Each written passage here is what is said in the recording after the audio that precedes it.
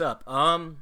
So I'm free today. I'm free until my I'm starting a new job soon, so I'm free for now. I've been actually free. That's why I was able to get. I've been working on other stuff lately. But I finally got my how to play done, and I'm kind of trying to. The last time I did a how to play, I got like 1K views somehow. I don't know. I think I posted like a link on Twitter, and I think some people shared it or something.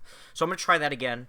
If you're here from there, say hi, wave, and if you think, there's no gameplay in this video, so I mean, if you think it looks interesting, there's other videos that go over gameplay and stuff in my channel. There's a video I just made recently that it's less. I called it a video essay. It's not really a video essay. It's more me thinking about my own experience with horizontal games, but I called it a video essay just for fun, because I thought that would work for the algorithm. People will see that thumbnail, be like, "Ooh, click it," and then it's just some guy rambling. But I want to show just some stuff, and then I want to talk a bit, because I will get to, because doing that video actually got me thinking a bit. So I'm almost done. I think I'm almost done with the how to play. I had one more thing. I added a little bit to these things. I made some changes to some stuff. I made some changes to some wording, and I'm probably gonna add in maybe some more info. It depends. I'm gonna get a test build out soon too. I'm like, it took me so long to get to like, I'm making a demo build, quote unquote. I'm just kind of like, no. To throw it out, I have 2 stages done, and I'm gonna actually rework them. I'll talk about that later. I'm gonna rework them, and then that'll be a test build. So, again, if this goes out, if you are interested, I mostly only post. I don't post like any I mostly just post like content like this here. So if you're interested and you want to see stuff, subscribe, because if you don't have to watch all of my bullshit, but if you want to keep up to date, because I'll post like a trailer when it's done and everything, and I'll link. But like, I don't have any other. I have my website up, which is it'll be in the box. Anyway, so I wanted to explain, because I this is not well explained. My website has this stuff on it, but it's dense because I wrote it. I basically. The website's a design document. It's basically a way for me to catalog my ideas, and it gets changed a lot. So I add a lot to it. Or I'll cross stuff out on it. I don't delete anything off that page, so it's really hard to read, because I have all these things where I was like, I'm working on the demo, and suddenly I just start like, I have an idea, and I start coding it, and I'm just like, I gotta write that down, and so I write that down. And the way I write it, it's like, I'll write it like a diary to myself, and be like, so I started thinking about like, well, maybe in X and Y, maybe in X game they did this, and like, maybe we can try that, so it's not really like, it's not lucid. I mean, if you listen anyway, I'm very off the cuff to some degree. So I mean, I'm not like, I kind of like write or speak to work out things. I like to iterate, and so I'm not really great at I'm great at drafting. I'm not great at condensing it into a final form. Well, whatever my final form is, I mean, usually after you draft it enough, you can sort of piece it together. But sometimes I'm rambling. Okay, so last time I did a video like this, I rambled for 5 minutes. So I'm gonna show you, this is how the HUD works. Again, this information is on the site, but I'm trying to distill it to make it easy to understand. So the HUD, this covers the metrics. So I wanted to have arrows showing. So this thing is new. Normally it was just the stage score initially, but now it's going to be total score, which I think, I'm not sure if I'm compounding it on the stage and the end screen or not. So I might have to check that. But that's the idea so far. That's the idea. And again, a lot of the designs, the visuals, the HUD and everything, it's everything in this thing is work in progress. You don't have to worry. This isn't the final thing. I'm not even close to a final thing. So don't worry about that. If it looks weird or whatever, it'll get fixed. Yeah, so this is the bit cache. This is the power level. And this affects your extends, which are these little shields, which if you watch my last how to play video, the little shields are like little bubbles that come up It's a little bit like I came to this idea separately. I'm gonna get called out. Like people will be like, "You're copying Shieldmate or whatever." I didn't know jack about Shieldmate when I designed this game. I designed it around based on a different kind of game. It's technically more. It's more influenced by Strania, by the OD system in Strania, not like because I'm a G-Rev guy. So I think a lot in G-Rev terms. So for me, it was like it was just like Strania to me. I didn't really think about Shieldmate or Drainus or anything. I didn't know they existed.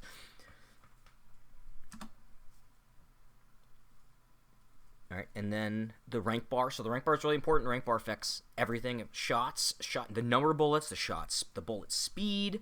There'll be special waves. There might be additional waves. It might affect spawn timings.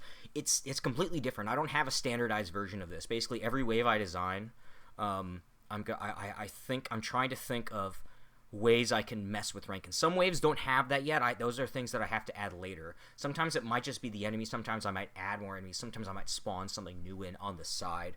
But I haven't decided yet. It's still early phase. We're still like we even have a demo out yet. So I mean, like, how am I supposed to know? I'm just like fiddling around in like the first I made 3 stages to test everything, but the 3 stages exist as sort of ways for me to iterate and try to think like, no, I don't like this placement. I don't like that. I don't like that. I'm not putting it out for constructive criticism yet because I'm not really happy with it myself. I have to first find. It's like you do a loc test, right? When they did the Rayforce Loc test, they brought out 2 stages. There's 7 stages in that game.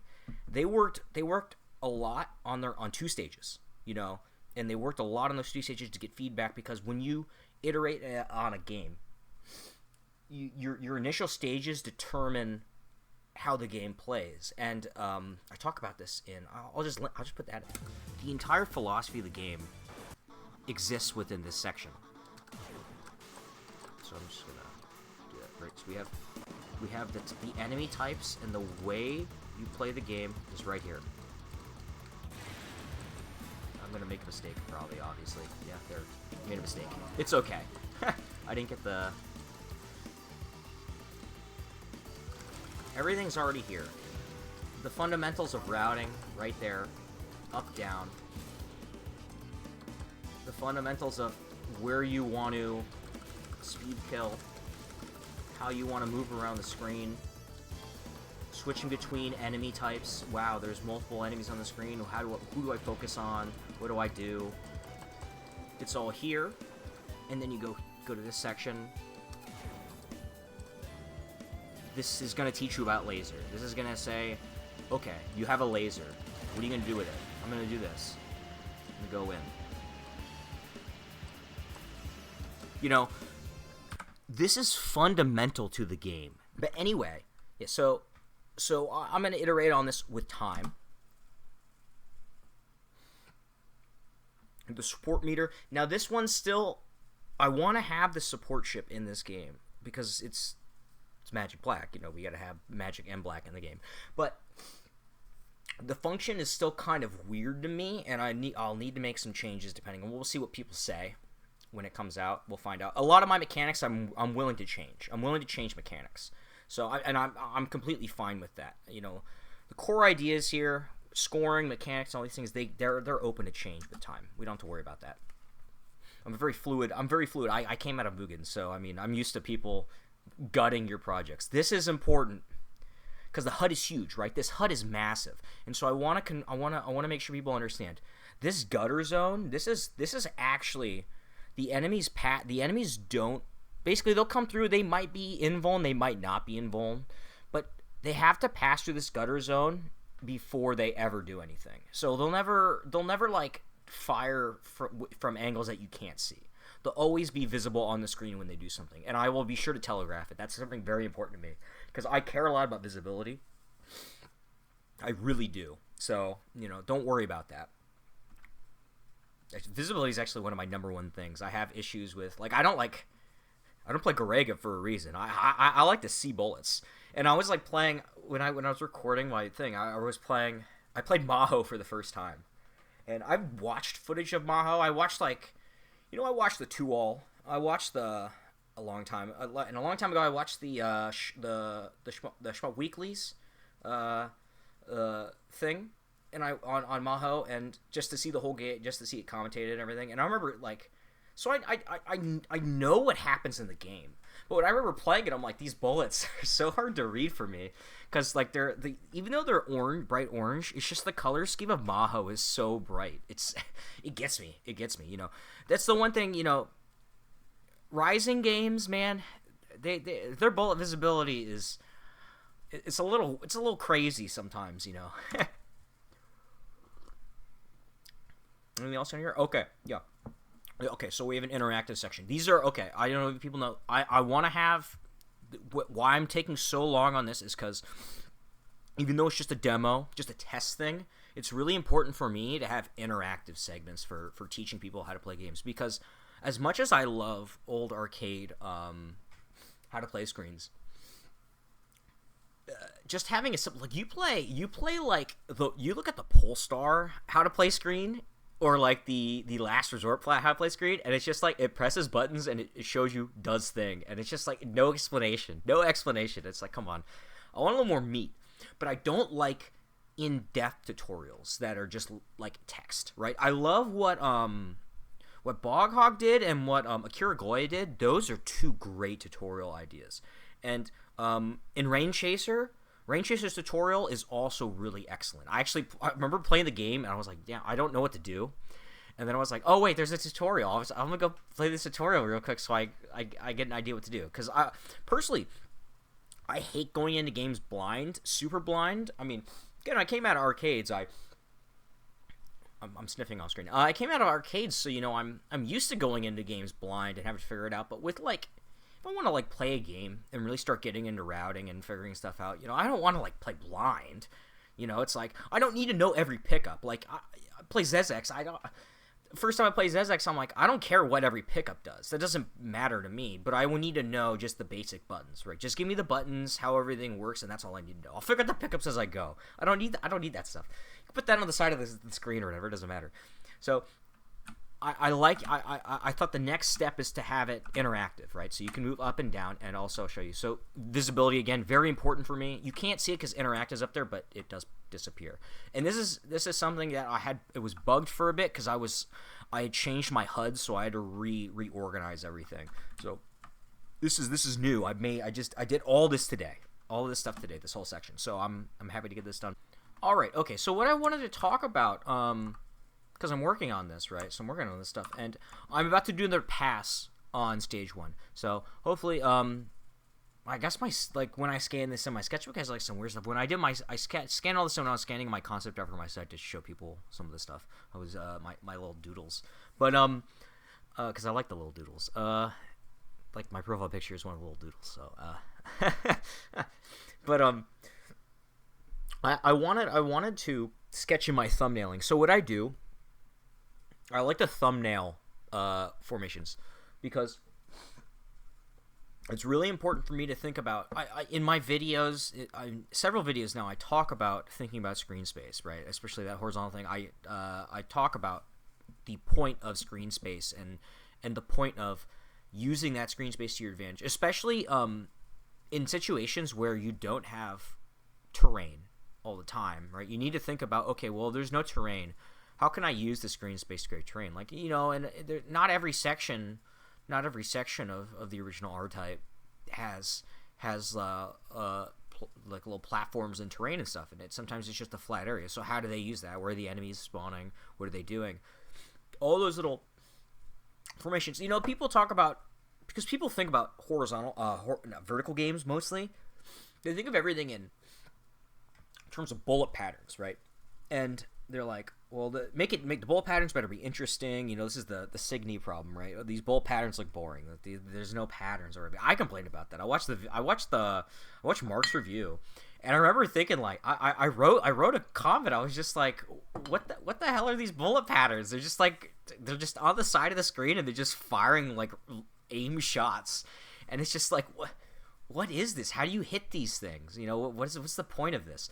You know, there needs to be a contextual design. So in vertical games, you know, that's what bullet patterns are. Bullet patterns create contextual design, right? Patterns overlap, they come in where enemies spawn in, the formations come in. In horizontal games, it's different, right? Because again, you can watch my thing. It's not perfect. You know, it's some musings from a guy who played a lot of 16-bit games and plays a lot of arcade horizontal games too. The way the thing is designed, you know, you have to the formations become more important than the patterns. So often in horizontal games, you're gonna have enemies. Enemies won't have complex patterns. They'll maybe fire a couple shots in a line or some stuff like that, or they'll do something radial. But you know, what's more important is where they're positioned on the screen, the context of things. So for me, what's really important, you can see my mouse. Okay. So what's for me is really important is thinking about. I got to thumbnail this stuff because I have to think about at every snapshot in time.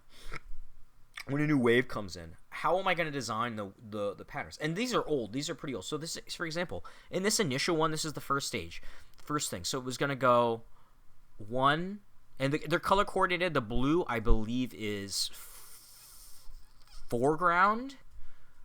No. The orange. So this red color, this vermilion. It's vermilion. I don't know if it'll be vermilion on your screen. It's supposed to be vermilion.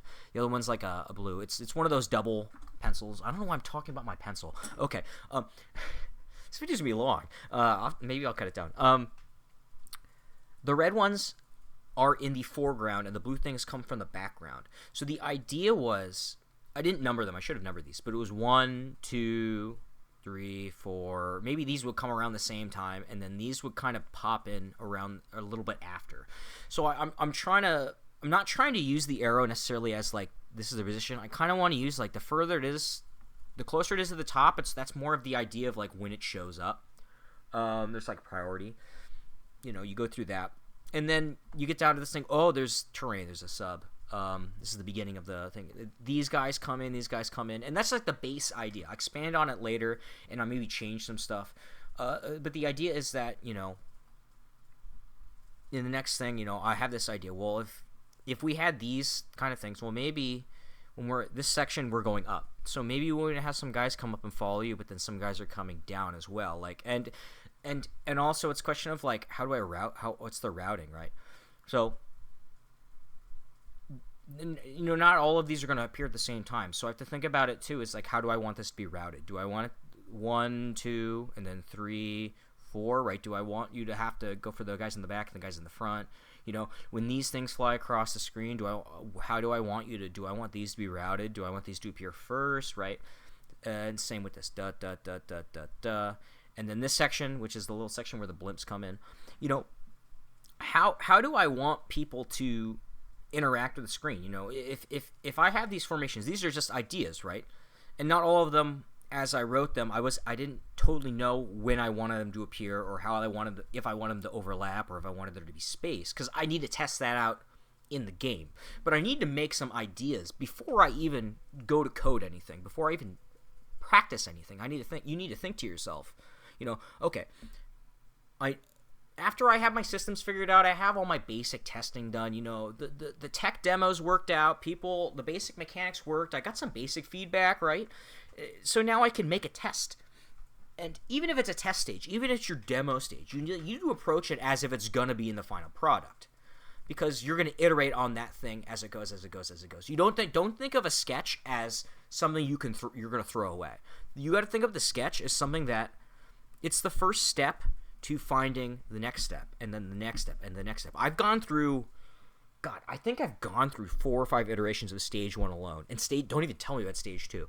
Stage 2, I've iterated on so many times because there's so many sections that I think it's good the first time I make it. I'm like, this is great, I love it, and then I play it 100 times. And every time I'm like, the first 50 times, maybe 25 times, I'm like, I really love how this works. And then as I play it more and more and more, and I space it out, maybe I'll wait a couple days and I'll play it again. I'll play 5 times, and then I'll wait a couple days and I'll play it again. And every time I play it, I start to think, especially as I memorize it more. When you start memorizing it, you start to notice, where is it to... There's memorizing and it's too easy, and there's memorizing seems obtuse kind of memorizing. And there's certain sections of this where I felt are just right. Like this section where the jets fly across the screen. I think that's great because they're not targeted at the player. They exist to lock off zones. There exist to be obstacles. And it's the same in this section. I think these are great because when they drop off the stuff, when they drop off the bullets, that creates a terrain for you to move around. It'd be like going up. It's like going up a platforming section because you have to dodge through all this stuff. It's no different than like you're playing Celeste and you have to hop on all these stuff, but you have to be careful you don't walk into a wall or something. That's like the idea. Every time I'm trying to figure out, and this was I think the earliest patterns, because these patterns are the only patterns that exist from my original vertical build, which is, I'm glad I don't do that anymore, because I working with that screen space is, I don't know how people make verticals. It's tough. It's really tough. I think, and this I know I'm just some rando, right? So I'm gonna say, I'm not gonna tell some guy making some pixel game what to do, but I mean, I do want to say, as someone who's played games for a long time and who has experience making stuff for Mugen, and I also have other small game experience on the side, but most of my experience in iterative design comes from years of Mugen, because people, despite it not being a real coding language and everything, and people it being ghettoized because it was like the meme thing with Homer, a lot of I hung out with all the SNK KOF people we all made SNK characters, and we all did a lot of work. We did our due diligence studying games, trying to figure out physics and everything. I mean, with the help of many of those people, Vans, Jesus Zilla, I was able to take my knowledge from Garo and make edits to their great command and their great input system to create something that felt, and I overwrote it with my own stuff. I did my own, I put new stuff on top of their system. I used it as a base, so I kind of built an edit of it. But I think, but it took me a long time to do that. I went through like 5. When I made my monster stuff, I made 5 characters in my monster thing, and I only released 1. Because every time I made a character, I found issues where I needed to say, let me make a different character, because this character isn't really solving the problem. When you make a fighting game mechanically, one character, a single character, isn't going to show you all of the issues with your system or your blind spots. You need to have multiple characters. So I made Tung Fu Ru. Tung Fu Ru he was too simple of a character, didn't he? So I made Yuri Sakazaki, and she also highlighted some issues I had. So by the time I got to Yamazaki, when I made my Yamazaki, I had a much stronger idea of how I wanted to make the system work, how I wanted to make it function. And people don't think about that. People just want to make a game and get it out there. And I don't think that's, I mean, if you're doing a game jam, that's fine. Game jams are good for a reason. They're good for getting people to, especially a lot of people who enter game jams are new developers who haven't really programmed a lot of bigger things. Again, I've come from Mugen, even though I didn't use like C# or C++, and I was using a fake language. It wasn't even a real language. I was just inputting like states. It was a state. It's just a finite state engine. That's all it is. I mean, that's pretty good for just learning how to code, is just using a finite state engine, honestly. Like, I learned Ruby after that, and then I was just like, wow, this is easy. I made a text adventure game in Ruby. That was fun.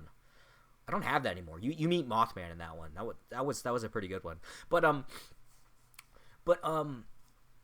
when you work in that kind of limited environment, it really makes you focused on, okay, I can ignore the coding in the finite state engine. I can just focus on making it work. And that's something I think that's very important for especially new people who come to games, because if you get caught up in the weeds in C# or C++ and making engines and stuff like that, you kind of you're too caught in the micro level, and you don't have the ability to make the macro decisions on iteration that really changes things. And the only reason I'm saying this is because the reason why I'm even bringing this up is because when I was making that video, it's up again. Go check it out if you want to see me ramble about platformers and horizontal games and running guns and In the Hunt and Metal Slug. The thing is, half the footage, I got footage for games that where it was like I wasn't gonna get to R-Type Stage 4, so I had to take footage for that, or I wasn't gonna play Contra to get footage, so I had to get some footage for that. But a lot of the other games I played, it also helped because I was playing games for footage. I had too much fun. I couldn't stop. I played Battlemania. Battlemania is so fun. That game, I had to pull myself away. I got my footage for Stage 3, and I was still playing Stage 3. I'm just like, I have to stop. I have to stop playing. I should have got I kicking myself too because I could have added some more stuff. I could have put in some more platformer video. Most of my platformer examples were from either Sonic or Rondo Blood, but I really should have grabbed something off the wall like Vector Man or Gimmick or something to also show how there's a lot of similarities in stage design in those games, in running on games, and in games after R-Type, where how you place the enemies kinds of, it's based on stage layout for each screen. You look at Gimmick. Gimmick's so interesting. Gimmick is like such a well-made horizontal game. It just the way it works, the way the enemies sit there to get in your way. They're as obstacles. It's so good. I mean, if you haven't played Gimmick, you need to play Gimmick. Like, honestly, I'm kind of rambling though. So yeah, that's the stuff I just want to say. I will eventually get some stuff out. Hopefully soon. Again, I'm gonna be starting a new job soon, so I don't know how much I'm gonna have a lot less time to work on stuff.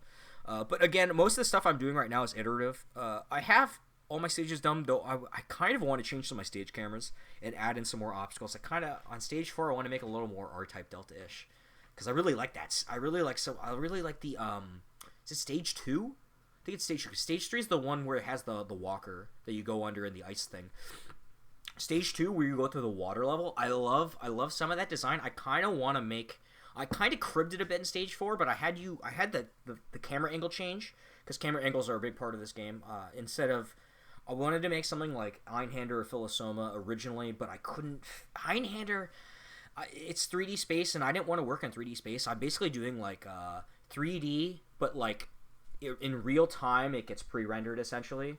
So it's just like 2D sprites made from 3D models in real time. Because I like the control of being able to squash and stretch and do all kinds of weird like filter effects to the sprites themselves. In 3D, I'd have to get a whole new set of shaders. And the other day, I even like did an engine test just to see, and I wasn't happy with it.